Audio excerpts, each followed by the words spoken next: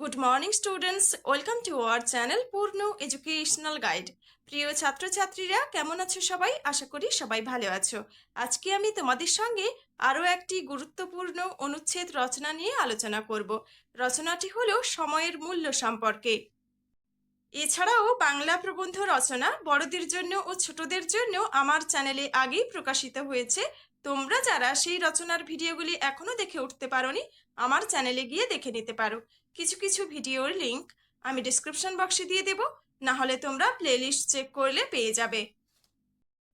আর তোমরা যারা চ্যানেলটি নতুন ভিজিট করছো, অবশ্যই চ্যানেলটিকে সাবস্ক্রাইব করে পাশে থাকা বেল আইকনটি ক্লিক করে দিও, যে কোনো ধরনের শিক্ষামূলক ভিডিও সবার আগে পাওয়ার জন্য। চলো তাহলে সময়ের মূল্য সম্পর্কে আজকের এই রচনাটি শুরু করা যাক। তোমরা ভিডিওটি স্কিপ না করে পুরো ভিডিওটি দেখতে থাকো। আশা করি ভিডিওটি তোমাদের কাছে খুবই হেল্পফুল হবে।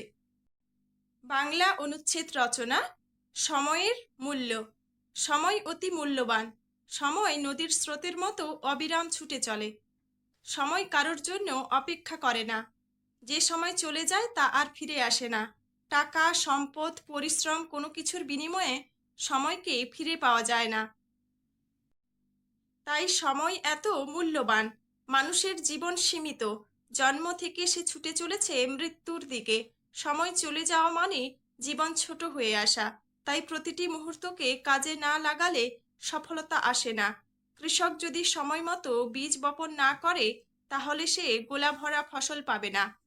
সময় মতো বীজ বুনলে তবেই সে মুঠো ভর্তি ফসল পাবে। সময় মতো স্টেশনে না পৌঁছলে ট্রেন পাওয়া যায় না। তাই সময়ের কাজ সময়ে করতে হয়। যে ছাত্র সময় মতো পড়াশোনা ও অন্যান্য কাজকর্ম করে সে জীবনে সফল হয়। যে ছাত্র বন্ধু বান্ধবদের সঙ্গে গল্পগুজব করে, আড্ডা দেয়, ঘুমিয়ে বেরিয়ে সময়কে অপচয় করে, সে জীবনে সফল হতে পারে না। পরীক্ষায় ভালো ফল করতে পারে না। আর যে ছাত্র প্রতিটি মুহূর্তকে নানা কাজে লাগায় তারই ভাগ্যে জোটে সফলতার রাজটিকা। বড় বড় মনীষীদের জীবনী পড়লে এর সহস্র উদাহরণ পাওয়া যাবে। আমেরিকা, ইউরোপ, জাপান প্রভৃতি দেশের মানুষরা সময় সম্পর্কে অতি সচেতন। তাই তারা জ্ঞানে বিজ্ঞানে এত উন্নত। ছোটবেলা থেকে সময়ের মূল্য বুঝতে হয় এবং তখন থেকেই সময়কে কাজে লাগাতে হয়।